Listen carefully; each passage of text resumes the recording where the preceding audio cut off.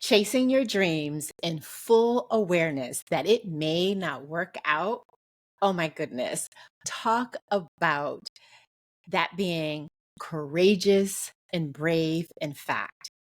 Hello, hello, hello, and welcome to More Than Money, a podcast where we have nuanced conversations about money, business, and life, where we take the time to explore the human side of money. Because success with money is never just about the numbers. I'm your host, Jacquette Timmons, and I am really, really glad that you are here with me today. So, whether this is your very first episode or one of many, welcome. And before we get into today's show, I have one more reminder to you to book your Summer of Love session, particularly if you want to have a breakthrough about whether how you think you are spending your money is how you are actually spending it. If you want to have a breakthrough with regard to your current status, so are you ahead? Are you behind? Or are you on track with your revenue goals and your other goals as well? If you want to have a breakthrough around the behaviors and the choices that you may need to tweak so that you can finish the year strong. In short, this is a chance to celebrate your financial journey thus far because you know the power of gratitude. But it is also a chance to see how wide is the gap between where you are and where you want, or maybe even where you need to be.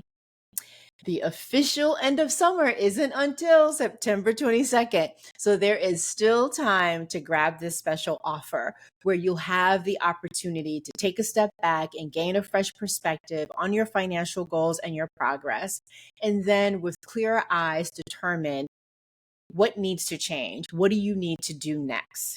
So, for the details about the Summer of Love Financial Edition offer and to grab one of the available spots, send me a direct message on Instagram. That's why it can be private. No one needs to know that you're doing this with the word summer, and you will get all of the details and the link to book your session. But in the meantime, let's dive into today's show. Entrepreneurs are inherently optimistic. We kind of have to be. After all, we have this crazy idea that something that we've created is something that other people want and are willing to actually pay for it. I mean, look, I just promoted, right, the Summer of Love offer. That is a perfect example.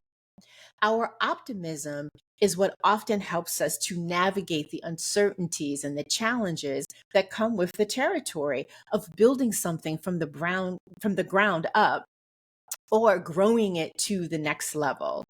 And it is the trait that provides the energy and the motivation that we need, along with the perseverance and the drive required to succeed. Sitting alongside this optimism, though, is an acute awareness that despite doing the hard work, doing the right things, and making sacrifices, there are no guarantees. Failure is possible, highly possible, actually, because it may not work out at all. Plus, it rarely works out precisely as you envisioned anyway, whether this pertains and in regard to an individual idea or your business overall. That there is a very strong possibility the dream or the dreams you have may not come to fruition serves as a really good grounding reminder, one that we entrepreneurs are continuously confronting. But you know what? This isn't just a reality reserved for those of us who own and operate a business. The truth is, it pertains to everyone chasing a dream. And this is why it is so important that the dreams you are chasing really, really matter to you. Your dreams about the life that you want, the business and the career that you want, and the financial success or status that you want. And it is likely why you get slightly pissed when you tell someone about a disappointment related to your dreams and they respond, "It's going to be okay." While these 5 words are intended to bring comfort, they usually don't. And before you say, "Duh, no kidding," let me remind you of a thing that happens as you are pursuing your dreams. Things will go sideways always. And when they do, the dreams that you have been working so hard to manifest can start to feel out of reach. You can begin to feel discouraged and question if it's worth moving forward. And you may find yourself wrestling with that clash between what you want the end of the tunnel to be and the reality that is directly in front of you. And while it is inevitable that things will go sideways, how you handle this interruption plays a key role in what unfolds next. So, for example, do you check in to reaffirm that the dream or the dreams still matter? Do you ask yourself why things aren't working out or why they didn't work out? Do you get curious about what choices you did or perhaps did not make that may have, caused you to get in your own way, if you will? And also, to what extent did you mistake movement for progress?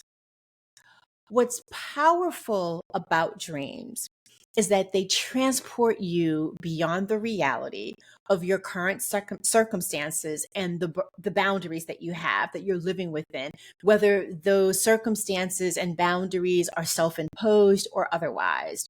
The process of pursuing your dreams often involves a journey that is filled with opportunities and challenges. And inevitably, though, this journey, which is as profound as it is complex, usually leads to a deeper level of self discovery and awareness about who you are, what you value, and what you are capable of achieving. Dreams are marvelous because they foster a sense of possibility, making them incredibly necessary. Because as you chase your dreams, you not only uplift yourself, but you inspire those around you. Because we all know someone is always watching. And so here's my question for you today: what dreams are you actively chasing right now? Likewise, what dreams have you put on hold?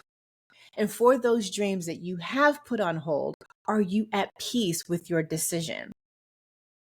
On the flip side, what dreams remain unfulfilled? And those dreams that are unfulfilled, how have they left you feeling? Are you feeling dispirited because of the challenges and the setbacks and the self doubt that they remind you of? I ask this because as you chase your dreams, I really do truly wish that I could tell you that it'll be okay and that it will all work out. I cannot. However, what I can do is remind you of several things, like, even with no guarantees, it is absolutely worth chasing your dreams.